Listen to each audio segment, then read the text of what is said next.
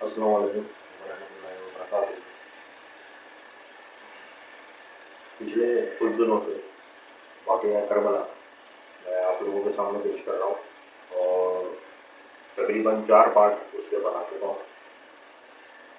آج 5واں پارٹ ہے واقعہ کربلا کا، اور اس کے بعد پھر آخری پارٹ واقعہ کربلا۔ کٹاؤ سر جو سجدے میں عبادت ناز کرتی ہے، وضو جو خون سے کر لو طہارت ناز کرتی ہے۔ شہیدوں کو تو اکثر ناز ہوتا ہے شہادت پر، حسین ابن علی تجھ پر شہادت ناز کرتی ہے۔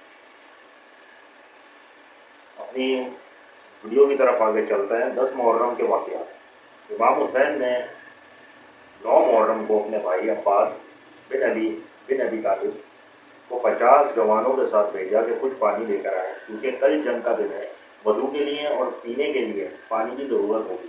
حضرت عباس رضی اللہ تعالیٰ عنہ گئے۔ فرات کے کنارے جنگ ہوئی، آپ شدید زخمی ہو گئے، تھوڑا سا پانی لینے میں کامیاب ہو گئے۔ عمرو بن سعد اور سمر بن جوشن نے مطالبہ کیا کہ اگلی رات کو جنگ شروع کی جائے۔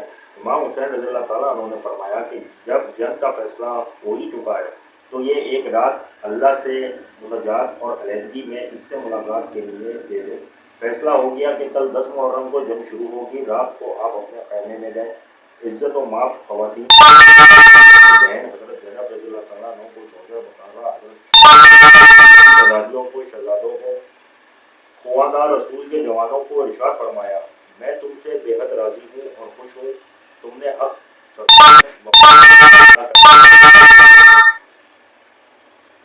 قیامت کے دن تمہارے حق میں گواہی دوں گا۔ تمہیں اجازت دیتا ہوں کہ رات کے اندھیرے میں جہاں چاہو چلے جاؤ، مجھے جام میں شہادت اسی میدان میں نوش کرنا ہے، لیکن تمہیں اپنی خاطر جنگ میں جھونکنا اور مروانا نہیں چاہتا۔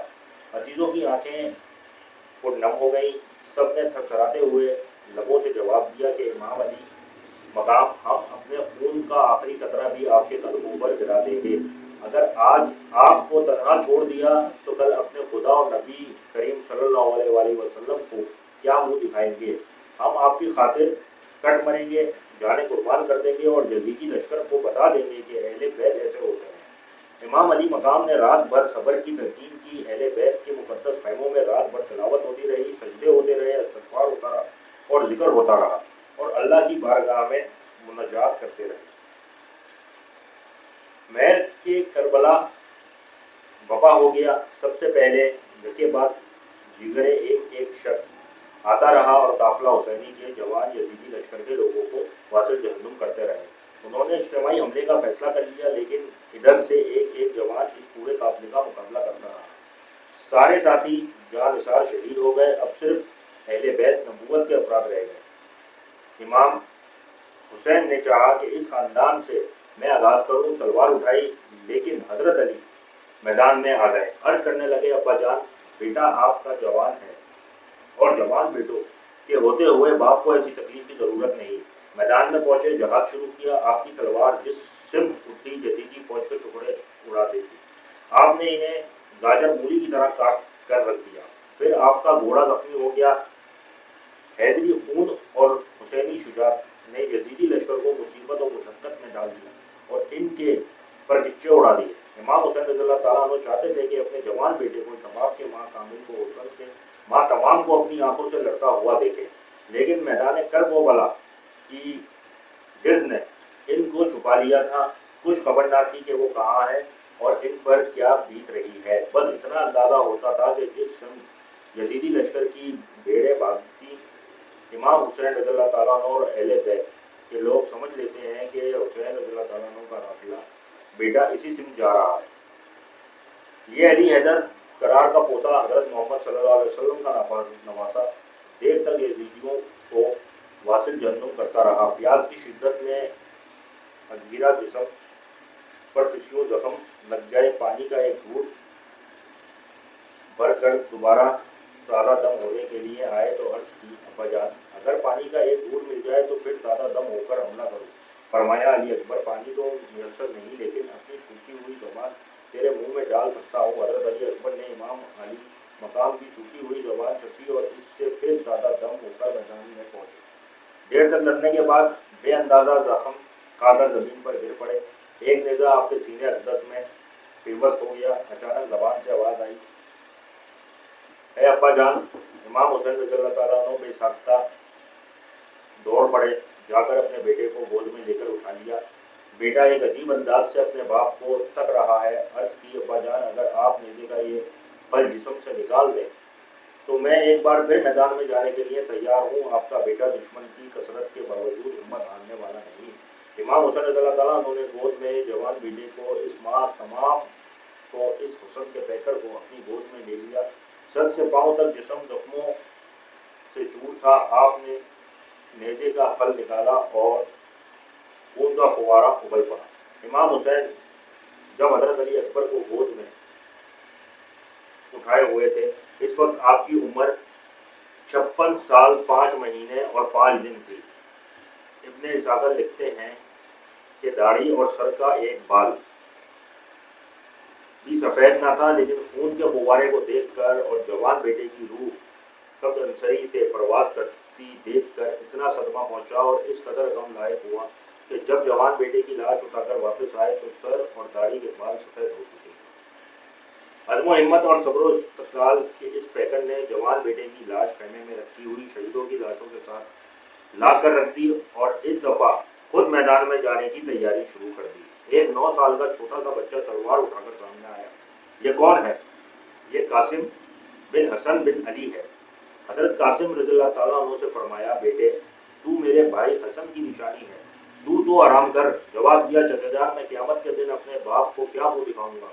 वो कहेंगे कि तेरे चचा शहीद हो गए तो तू दिखता रहा। नहीं, मेरे नन्हे गले पर पहले तलवार चल ले, फिर आपकी बारी आएगी। आखिर कासिम बिन हुसैन भी शहीद हो गए।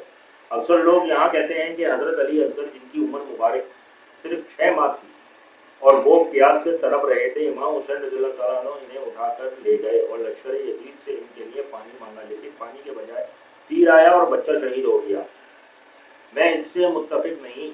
मुझे हुसैन रज़ियल्लाहु ताला अन्हु की गैरत और अहमियत इस बात पर यकीन करने की इजाज़त नहीं देती, क्योंकि वो हुसैन जो इस्लाम की खातिर अहले बैत की गैरत और अहमियत की खातिर सब कुछ लुटा रहा है, वो इस बच्चे के लिए यजीदी मुफ्तों से पानी की भीख किस तरह मांग सकता है?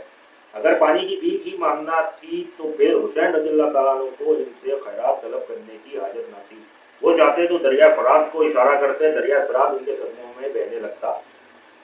आसमान की तरफ हाथ उठाते, बारिश से भरे बादल उमड़ आते, मूसलाधार बारिश होती। इस्माइल बिन इब्राहिम अलैहिस्सलाम की एड़ी के रगड़ने से अगर जमजम का एक चश्मा निकल सकता है, तो फिर मुस्तफा के लाडले बेटे हुसैन इब्ने अली की ज़रब और एड़ी मारने से करबला के मैदान में चश्मा क्यों नहीं उड़ सकता? मेरा तो यह अकीदा है कि अगर वो जमीन पर पाँव मारते तो यह चश्मा तो क्या, रेखजार करबला में हजारों चश्मा फूट पड़ते। लेकिन यह मैदान इम्तिहान और आजमाइश था। हुसैन तो इन मुसाइब व आराम में सब्र करके अपने मौला को राजी कर रहे थे। इसके नाना इनको तक रहे थे कि मेरा हुसैन, जिसे मैंने अपने कंधे पर सवार किया। हज़रत फातिमा ज़ोहरा देख रही थी कि जिस हुसैन को मैंने अपनी छाती का दूध पिलाया, अली शेर खुदा मुलाहिजा फरमा रहे थे कि जिसके रगो रेशे में मेरा खून गर्दिश कर रहा है, आज इस मकाम सबर और मकाम इस्तकामत पर इसके कदम कहीं लड़खड़ाए तो नहीं है। हुसैन इब्न अली इस हाल में सब्र और रज़ा का पैकर खत्म बनकर अज़म व हिम्मत के साथ मुस्कुराते रहे। आखिर जब इमाम हुसैन ने मैदान में आने का इरादा किया तो हजरत आबिद बीमार निकल आए और अर्ज की, अब्बा जान, मेरे ऊपर तो ऐसा जुल्म ना कीजिए कि मेरे होते हुए आप मैदान में जा रहे हैं। मैं भी बाकी भाइयों की तरह अपने नाना जान का दीदार करना चाहता हूँ। मैं भी अपनी दादी जान की बारगाह में जाकर सुरखरू होना चाहता हूँ। अब शहादत का जाम पीना मेरी बारी है।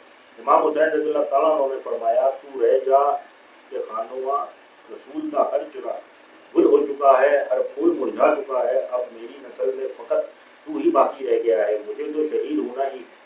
अगर तू भी शहीद हो गया तो तेरे नाना की नस्ल कहाँ से चलेगी? तू अपने नाना की नस्ल की बका की खातिर जिंदा रहे। हजरत इमाम हुसैन रज़ियल्लाहु ताला अन्हु इमाम ज़ैनुल आबिदीन को छोड़कर खुद मैदान करबला में उतरे। आप की देर तक हजारों यजीदियों को वासिल जहन्नुम करते रहे। पूरे लश्कर में कोहराम मच गया। अली शेर खुदा का ये जवान बेटा है, ये अल्लाह का शेर, जिस तूफान तलवार लेकर निकल जाता, हजारों अफराद भेड़ों की तरह आगे भागने लगते। आप इन्हें वासिल जहन्नुम करते रहे। तलवारों और नेजों के दार کھاتے رہے، سارا دن اسی طرح گزر گیا۔ خیال آیا کہ وضو سارا کر لوں، میدان فرات پر گئے، 500 کا لشکر چھوڑ کر بھاگ گیا۔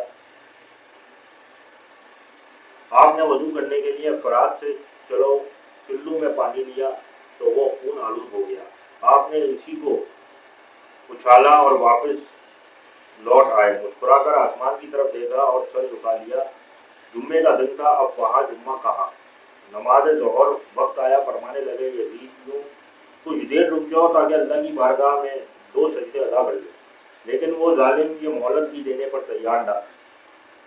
امام علی مقام نے ان کے عزائم دیکھ کر تلوار رکھ دی اور ظہر کی نماز کے لیے نیت باندھ لی۔ ظالموں نے یہ نہ دیکھا کہ نماز ادا کر رہے ہیں، کچھ دیر تو وقت کر لیں، بلکہ انہوں نے موقع غنیمت جانا، چاروں طرف سے چڑھائی کر دی، تیروں کی بوچھار اور بے تدبیر حملوں نے نواسہ رسول کے جسم کو نڈھال کر دیا، چنانچہ گھوڑے سے گر گئے، یہاں تک کہ جسم میں اٹھنے کی باقی نہ رہی۔ گرے ہوئے حسین کے سامنے آ کر بھی کوئی وار نہ کرتا تھا، پیچھے سے وار کرتے، نیزوں سے وار ہوتے۔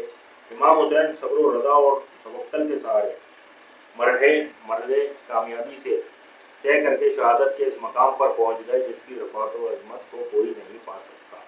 ان کی روح کو تقشیاں فلک نے ایک جلوس کی صورت میں حضور فیضی پہنچانے کے لیے تمام انتظامات مکمل کر لیے تھے۔ ادھر روح قبض انصری سے پرواز کرنے لگی، ادھر ہائی بیٹی سے ندا آئی، حسین اب آ جا، تو نے صبر کو کمال عطا کر دیا، استقامت کو انتہا تک پہنچا دیا ہے، امت مصطفیٰ کا سر اونچا کر دیا ہے۔ حسین آج سے تیرے اقتدام کو بنائے الہ قرار دے دیا جائے گا، اے حسین اب آجا، اے روح طاہر۔ برج جنت کے دروازے کھول دیے گئے، نانا جان استقبال کے لیے کھڑے ہیں، اے حسین تم نے میرا سر پکڑ سے بلند کر دیا ہے۔ حضرت فاطمہ الزہرا بیٹے کو شاباشی دیتے، علی شیر خدا کے بیٹے کو آپ کیوں کہتے ہیں؟ امام علی مقام کی روح پاک اس طرح ہجوم ملکہ میں اللہ کی بارگاہ میں باریاب ہوتی ہے اور عزت پاتی ہے، آپ کا سر تن سے جدا کر دیا جاتا ہے۔ ظالموں کو جذبہ انتقام کی پھر بھی تسکین نہیں ہوتی، وہ جس میں تھپڑ گھوڑے دوڑاتے ہیں، ٹاپوں سے رونتے ہیں، انہیں خیال تک نہیں آتا کہ یہ وہ سر ہے جسے سرکار دو عالم چوما کرتے تھے، یہ وہ جسم ہے جسے آپ نے کاندھے پر سوار کرتے تھے اور اپنی پیٹھ پر بٹھا کر گھٹنوں کے بل چلتے تھے۔ صوفی ہر قسم کے احساسات سے عاری تھے، انسانیت کو خیر آباد کہہ چکے تھے اور ایسی درنگی پر اتر آئے تھے جس پر درنگی بھی شرماتی ہے۔ امام حسین کے سر اقدس کے علاوہ انہوں نے باقی بہتر افراد کے سر بھی جسموں سے علیحدہ کیے، ان کا جلوس نکالا اور ان کے ساتھ وہاں رسول کی باپردہ حیادار خواتین کو لے کر ابن زیاد کے دربار کی طرف روانہ ہوئے۔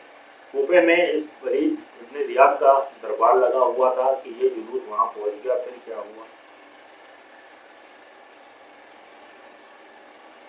حضرت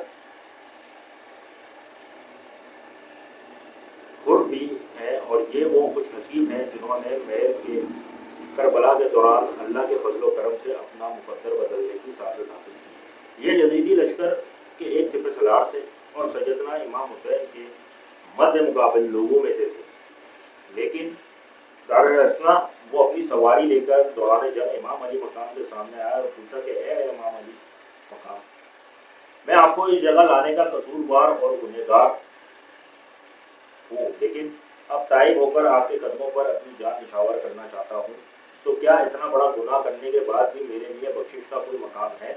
امام علی مقام نے فرمایا توبہ کا دروازہ کھلا ہے، اب بھی اگر تو باطل پرستی اور ظلم و ستم کا ساتھ دینے سے بعد آ جائے اور رائے حق اختیار کر لے تو آتش دوزخ سے نجات حاصل کر سکتا ہے اور دائمی عذاب سے آزاد ہو سکتا ہے۔ حضرت خود نے جب یہ سنا تو یزیدی لشکر کا ساتھ چھوڑ کر امام پاک کے ساتھیوں میں شامل ہو گئے۔ نکل کر لشکر ادا سے مارا خود نے یہ نعرہ کہ دیکھو یوں نکلتے ہیں جہنم سے خدا والے۔ اہل بیت کرام کے ساتھ اپنی وفاداری کا ثبوت فراہم کرتے ہوئے میدان کربلا میں جام شہادت نوش کی۔ اس قسم کی نامور شخصیات کی شہادت کی تفصیلات بہت زیادہ ہیں، ہم ان سے گریز کرتے ہیں۔ نصف مضمون کی طرف آ رہے ہیں اور جو آیت کریمہ تلاوت کی ہے اس کی روشنی میں मैदान करबला में पेश होने वाले वाक़यात का तज़किया करते हैं। हज़रत अब्बास की अज़ियत से सदमा। हज़रत अब्बास रज़ियल्लाहु ताला अन्हु के सगे चचा थे। चूँकि जंग बदर में मुसलमानों के खिलाफ जंग में शरीक थे और अहले मक्का की तरफ से लड़ने के लिए आए थे, इसलिए अहले मक्का की शिकस्त और मुसलमानों की नुमाया फतह के बाद जंगी कैदी की हैसियत से मदीना तैयबा लाए गए और दूसरे कैदियों की तरह इन्हें भी रस्सियों से जकड़ा हुआ था। वो रस्सियों की अजियत से सारी रात कर्रा रहे थे। नेज़ो नम में पले हुए थे, नामोर इंसान थे, इसलिए कैदोबंद की इनके लिए इंतहाई अजियत का सबब बन गई। सुबह के वक्त हुजूर सल्लल्लाहु अलैहि वसल्लम मस्जिद में तशरीफ लाए और फरमाया, चचा अब्बास की तकलीफ और अजियत के ख्याल से हमें रात भर नींद नहीं आई। जब वो कर्रा रहे थे तो हमें सदमा पहुंचा था। सोचने की बात यह है कि इस वक्त हजरत अब्बास काफिर थे। अभी तक उन्होंने इस्लाम की रोशनी से अपने काशाना दिल को मुनव्वर नहीं किया था। कुफर की ताईद व हिमायत में इस्लाम के खिलाफ जंग करने के लिए आए थे। फिर जंगी कैदी की हैसियत से गिरफ्तार हुए। इसके बावजूद हुजूर सल्लल्लाहु अलैहि वसल्लम इनकी अजियत के ख्याल से तकलीफ महसूस फरमाई और सारी रात आंखों में काट दी, सिर्फ इसलिए कि वो निजी लिहाज से रिश्तेदार, सगे चचा और अपने खानदान के आदमी थे। साहबा कराम से फरमाया, मुनासिब समझो तो फरिया लेकर इन्हें आज़ाद कर दो। हजरत हमजा के कातिल को तन दिया। हजरत इमाम अलैहिस्सलाम का जो भी वाक़या था करबला, वो पिछले कुछ मिनटों पहले ख़त्म हो चुका है। उनकी शहादत हो गई थी और जिस तरीके से शहादत हुई थी वो मैंने आपको बता दिया। अब इंशाअल्लाह ताला ये करबला का जो सिलसिला है ये एक आखिरी और पार्ट में अपलोड करूँगा, बनाऊँगा, तो उसमें आखिरी पार्ट में जो भी तफसील होगी वो आप लोगों को बताऊँगा। फिर इसके बाद हज़रत इमाम हुसैन और इमाम हसन अलैहिस्सलाम की जो ज़िंदगी है उस पर एक वीडियो बनाऊँगा। हज़रत अली रज़ियल्लाहु ताला अन्हु की जो ज़िंदगी है उस पर बनाऊँगा। तो इंशाअल्लाह ताला ये सिलसिला चलता रहेगा। अभी आगे चलते हैं हज़रत हमजा। इसी तरह जंग अहद में जब हुजूर के चचा हज़रत हमजा शहीद हो गए और इनका कातिल वहशी जो गैर मुस्लिम था वो फतह मक्का के बाद इस्लाम ले आया और कलमा पढ़कर हुजूर के शर्फ व सादियत से बैरोदर हो गया। इस्लाम कहता है कि इस्लाम लाने से पहले कि जितनी खताएँ हों, जितने गुनाह हों, जितनी भी लगिशें हों, वो सारी की सारी माफ़ कर दी जाती हैं। लेकिन चूँकि ये वहशी हुजूर के चचा का कातिल था और इसने बेदर्दी के साथ हुजूर के चचा को कत्ल किया था, मुसलमान हो गया, इसकी खताएँ बारगाह मुस्तफ़ी की तरफ से माफ़ कर दी गई। इसकी लफ्ज़िशों पर कलम उफू घेर दिया गया। हालत कुफर के सारे मुजालिम तौबा के पानी से धो दिए गए, लेकिन इसके बावजूद इस वहशी से फरमाते कि तेरी सारी खताएँ माफ़ हो चुकी हैं और तू सहाबी बन गया है, लेकिन तू मेरे सामने आने से गुरेज किया कर, मेरे सामने से ना गुजरा कर, कि जब तू मेरी निगाहों के सामने आता है तो मुझे अपने प्यारे चचा की शहादत का मंजर याद आ जाता है। वो दुख दर्द के जख्म हरे हो जाते हैं, इसलिए मेरे सामने कम आया था। इनके दुखों को देख के दर्द में शरीक हुए और इनकी अजियत पर हुजूर को भी तकलीफ हुई और तवील वक्त गुजर जाने के बावजूद जब कभी वो ख्याल आ जाता तो दुख दर्द फिर ज़्यादा हो जाता।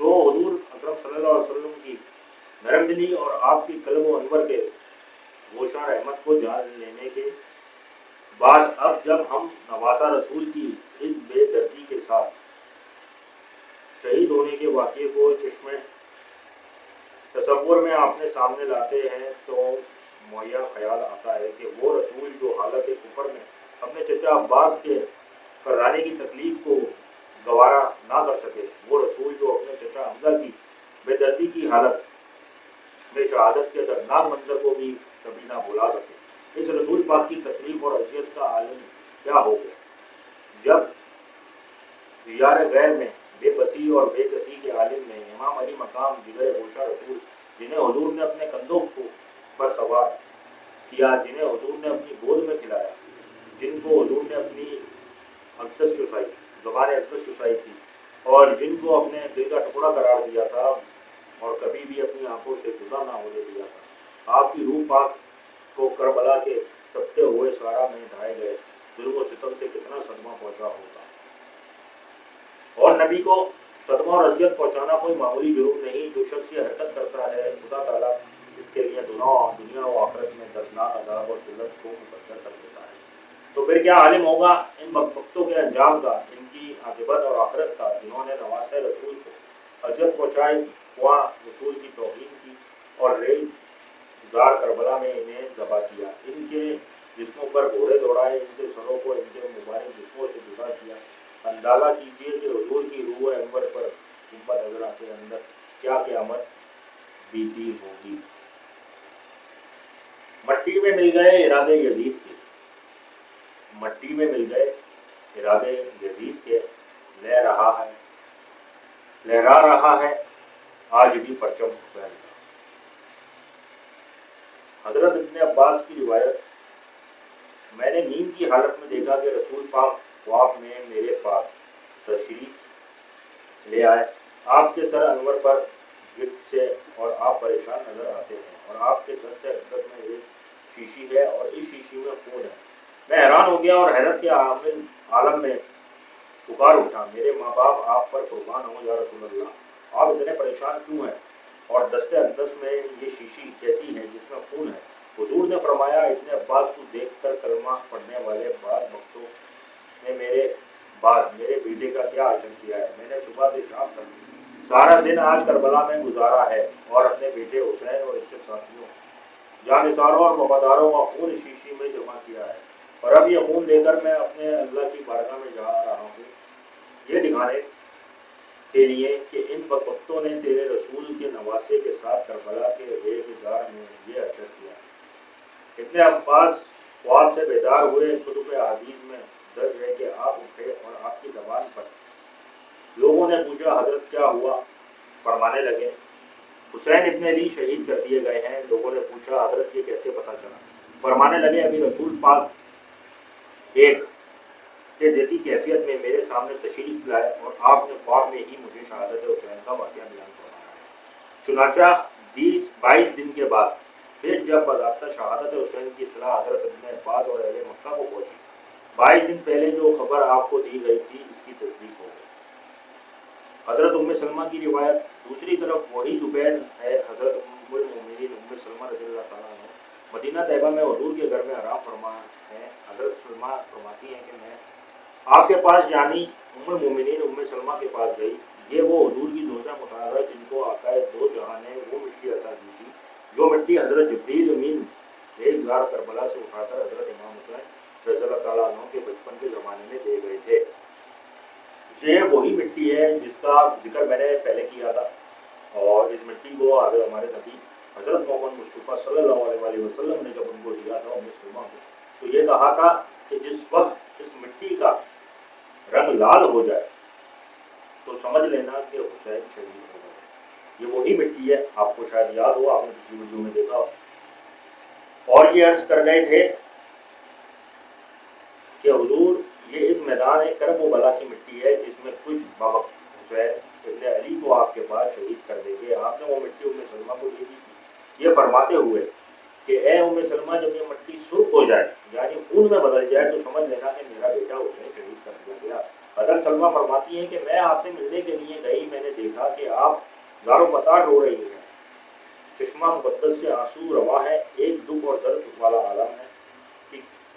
میں نے پوچھا: ام المومنین رونے کا کیا سبب ہے؟ وہ فرمانے لگی: ابھی خواب میں رسول پاک تشریف لائے تھے اور میں نے ان کو دیکھا ہے، خدا کی قسم ان کی چشمہ مقدس سے بھی آنسو بہ رہے تھے. آپ کے سر انور اور داڑھی مبارک پر مٹی تھی. میں نے پوچھا: آقا یہ گرد کیسے؟ فرمانے لگے: ام سلمہ ابھی اپنے حسین کے قتل کا منظر دیکھ کر آیا ہوں، میں میدان کربلا سے آیا ہوں. حضرت ام سلمہ نے بیدار ہوتے ہی اس شیشی کو اٹھایا جس میں مٹی پڑی تھی، دیکھا تو وہ خون ہو چکی. فرمانے لگی: اب حسین ابن علی شہید کر دیے گئے ہیں.